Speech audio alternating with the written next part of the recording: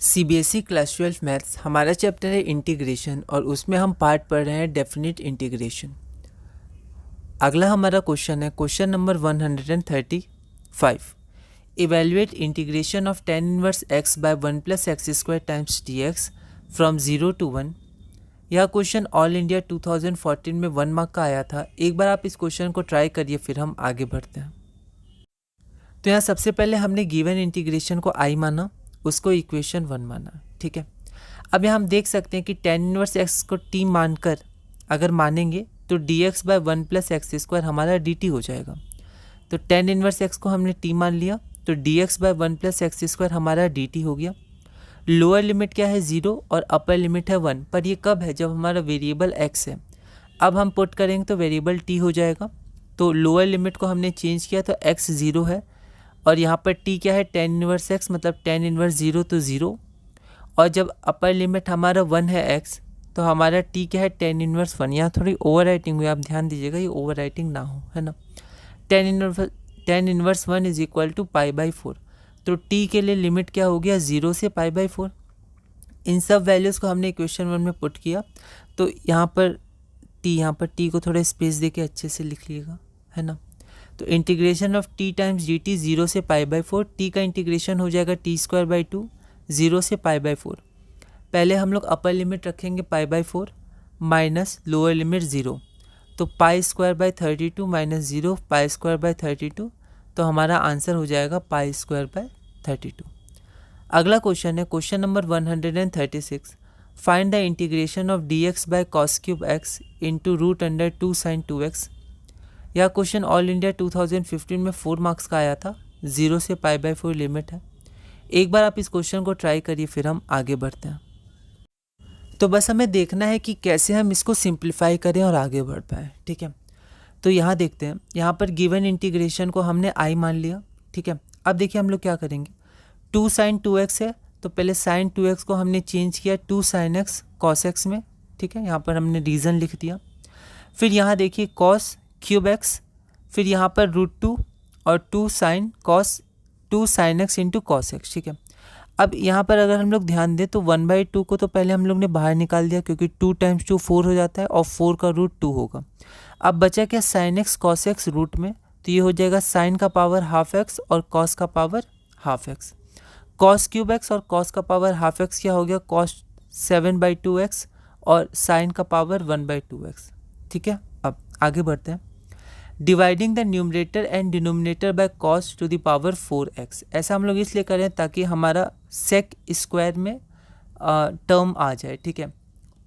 देखिए तो जब हम लोग cos to the power x, तो यहाँ पर cos to the power 4x से डिवाइड करेंगे तो इसको थोड़ा सा क्लियर हम लोग लिखते हैं। जैसे ये हो जाएगा 1/cos to the power 4x है, ठीक है, ये लिखा हुआ है।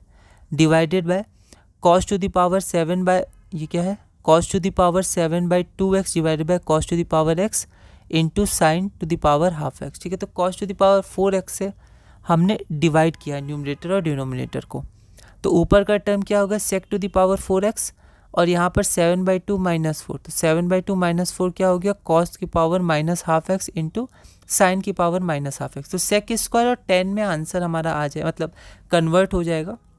तो एक को t मानने में दूसरा dt हो जाएगा, ठीक है। देखते हैं, यहाँ पर हम देख सकते हैं sec to the power 4x, इसको लिख सकते हैं sec स्क्वायर x और sec स्क्वायर x 2 बार, और sec स्क्वायर x को लिख सकते हैं 1 + tan स्क्वायर x। तो यहाँ मैंने 2 स्टेप्स डायरेक्ट कर दिए, sec square x into 1 + tan square x, और यहाँ पर साइन का पावर हाफ, यहाँ x छूट गया है, ये सब चीज़ें ध्यान देनी है ना। और यहाँ थोड़ा कट हुआ है, कोशिश करेंगे ये ना हो, ठीक है। तो यहाँ पर साइन की पावर ½ x और cos की पावर -½ x, तो ये नीचे आ जाएगा। साइन की power ½ x divided by cos की पावर ½ और x, तो tan की पावर ½ x आ जाएगी, ठीक है। आगे बढ़ते हैं। tan x, यहाँ पर tan अच्छे से लिखना है। tan x को हमने t माना तो sec square x times dx क्या हो गया dt हो गया, ठीक है। यहाँ पर अगर tan x को हम t मान लेंगे तो sec square x times dx हमारा, ये जो हमारा न्यूमरेटर ये क्या हो जाएगा dt हो जाएगा, ठीक है। और यहाँ पर tan x, तो ये tan x का पावर ½ है तो ये t की पावर ½ हो जाएगी, ठीक है। अब क्योंकि ये जो हमारा लिमिट है 0 से π/4 ये x के लिए है और हमने t पुट करेंगे हम, तो t के लिए लिमिट क्या होगी, तो when x is equal to 0 तो t क्या हो जाएगी, tan 0 मतलब 0 है ना। आगे बढ़ते हैं, और जब हमारा x हो जाएगा π/4 तो tan π/4 क्या हो जाएगा हमारा 1। तो हमारा लिमिट होगी 0 से लेकर 1। इन वैल्यूज़ को हमने 1 में पुट कर दिया, यहाँ पर पुट कर दिया, ठीक है। Putting the values in 1, half integration from 0 to 1, 1 + t² times dt। Numerator को हमने ब्रेक किया डिनोमिनेटर के अनुसार, तो 1/t का पावर हाफ प्लस t²/t², तो 2 - 1/2 3/2 हो गया, और 1/t⁻1/2 क्या होगा, t⁻⁻²। यहाँ 1 में थोड़ी ओवर राइटिंग हुई है लिखते समय, ध्यान देना है हमें।